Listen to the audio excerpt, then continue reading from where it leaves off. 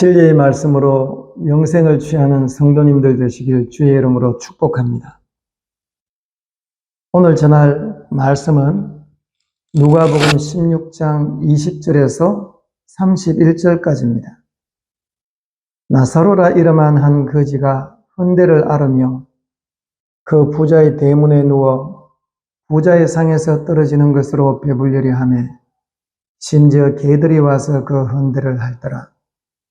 이에 그 거지가 죽어 천사들에게 받들려 아브라함의 품에 들어가고 부자도 죽어 장사되매 저가 음부에서 고통 중에 눈을 들어 멀리 아브라함과 그의 품에 있는 나사로를 보고 불러 가로되 아버지 아브라함이여 나를 긍휼히 여기사 나사로를 보내어 그 손가락 끝에 물을 찍어 내 혀를 서늘하게 하소서.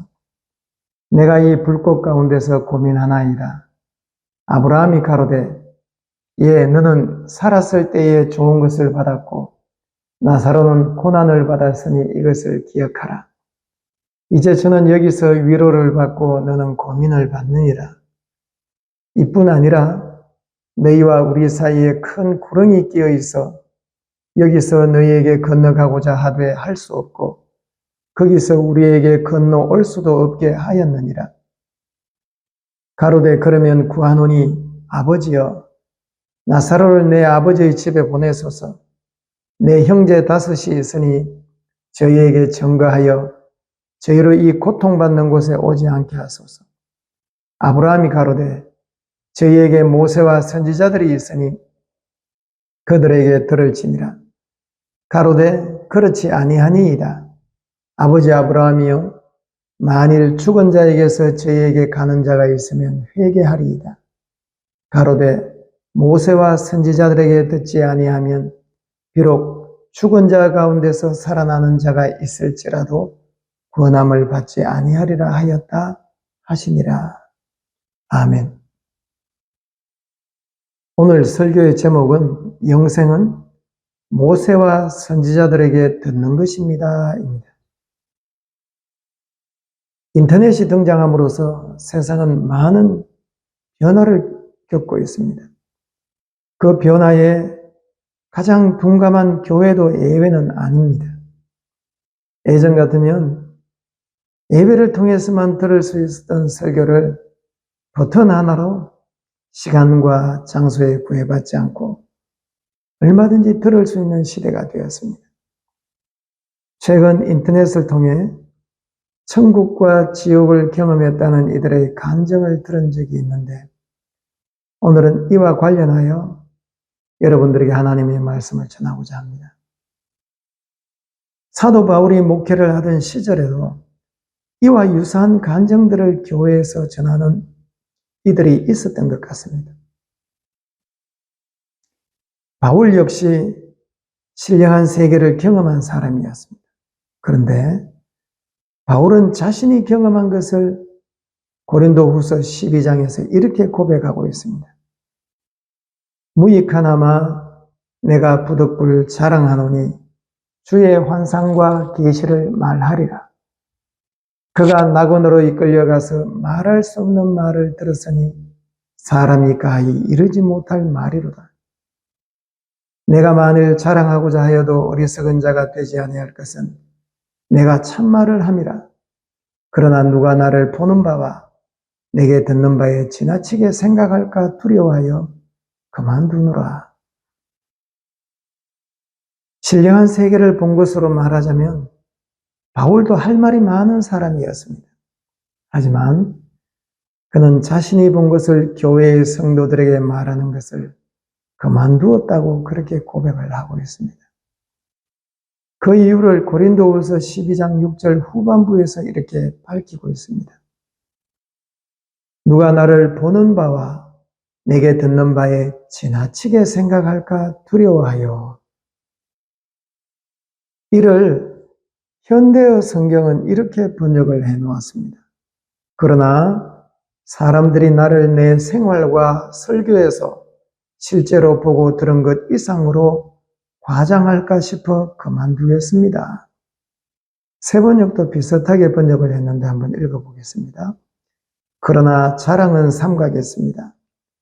그것은 사람들이 내게서 보거나 들은 것 이상으로 나를 평가하지 않게 하려는 것입니다.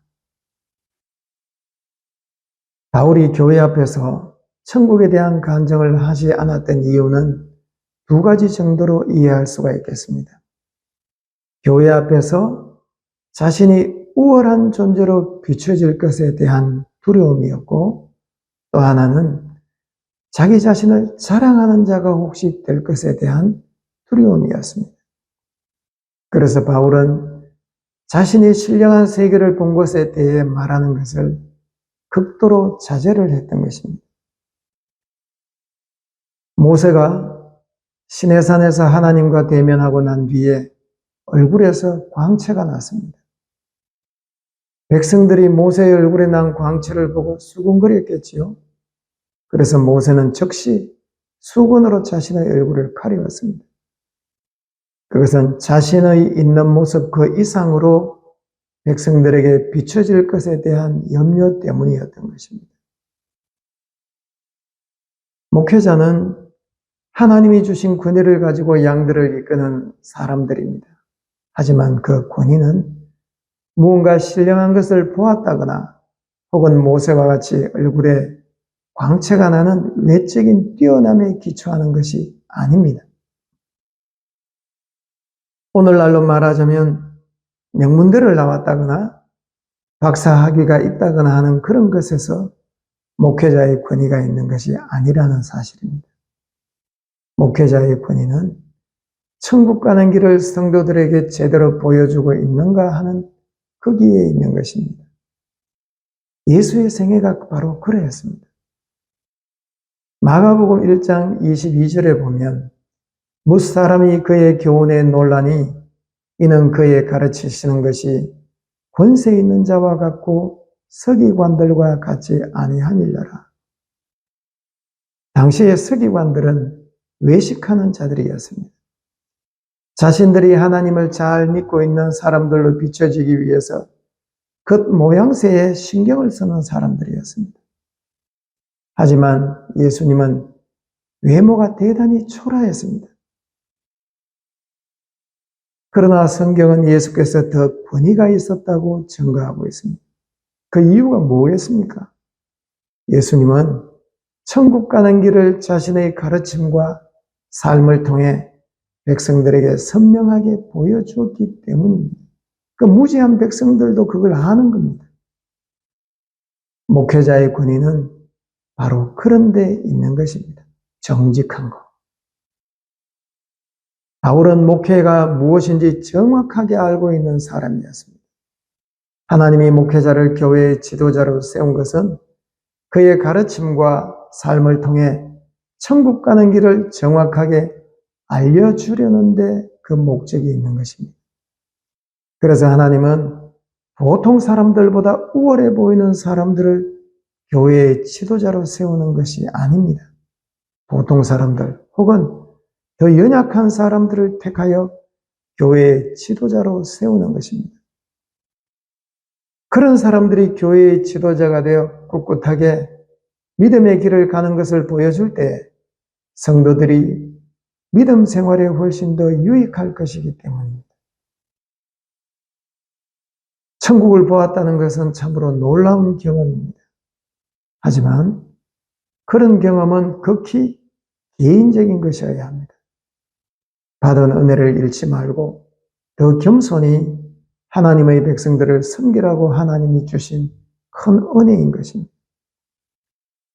오늘 설교의 본문을 보면 부자였던 한 사람이 원도 한도 없이 풍요하게 살다가 결국 지옥에 들어갔습니다. 그는 뜨거운 불 가운데서 고통받고 있는 중에 아브라함의 품에서 쉼을 누리고 있는 나사로를 보고 아버지 아브라함에게 한 가지 요청을 했습니다. 나사로를 통해 시원한 물 한 방울을 자기에게 주어 혀를 서늘하게 해 주십시오라는 것이었습니다. 하지만 그에게는 물 한 방울의 자비도 허용되지가 않았습니다. 그러자 그 부자는 마지막 한 가지 요청을 아브라함에게 드렸습니다. 지상에는 자기처럼 살아가는 5 형제가 있는데 나사로를 거기 보내어 이 지옥의 끔찍한 현장을 알리게 해 주십시오. 그러면 그들이 회개할 것입니다. 라는 것이었습니다. 그러나 그의 마지막 요청도 거절되고 맙니다. 누가복음 16장 31절에 이렇게 말하고 있지 않습니까? 가로되 모세와 선지자들에게 듣지 아니하면 비록 죽은 자 가운데서 살아나는 자가 있을지라도 권함을 받지 아니하리라 하였다 하시니라. 아브라함이 부자에게 한 이야기를 잘 들어보십시오. 죽은 자 가운데서 살아나는 자가 있을지라도 권함을 받지 아니하리라. 죽었다가 살아난 자의 간증, 그런 이야기를 듣고 회개할 성도는 없다는 것입니다. 천국과 지옥에 대한 간증들이 전혀 소용없다는 뜻이 아닙니다. 그러나 성도에게는 그보다 더 유익한 것이 있음을 성경은 말하고 있는 것입니다. 그것을 말해 주라는 것입니다. 모세와 선지자의 이야기를 들려주는 것입니다. 이것이 대단히 중요합니다. 모세는 누구며 선지자는 어떤 사람입니까? 모세는 이스라엘 백성들에게 율법을 전해준 사람이었습니다. 그리고 선지자는 모세가 전한 율법을 굳게 지켜야 그게 하나님의 백성이 사는 유일한 길이라고 선포했던 하나님의 종들이었습니다. 모세의 율법은 하나님 나라의 통치의 원리입니다. 천국 백성으로서의 거룩한 생활에 대한 가르침이 기록된 법전입니다. 하나님이 모세를 통해 이스라엘 백성들에게 율법을 주신 것은 이 땅에서 하나님 나라의 법을 지키는 거룩한 백성이 되도록 하기 위해서였습니다. 그렇게 살아갈 때에 영생을 취한다는 것입니다. 거룩하게 살아감으로 영생을 취하라는 것이었습니다. 왜 바울은 자신이 본 낙원에 대한 이야기하는 것을 그만두었습니까? 영생을 위해 성도들에게 진정으로 유익한 것은 하나님 나라의 삶의 도리를 알려주는 데 있었기 때문이었습니다.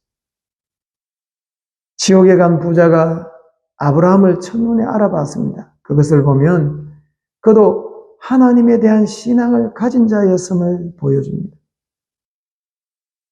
그런데 그의 신앙이 생명을 얻는 것과는 아무런 관련이 없었습니다.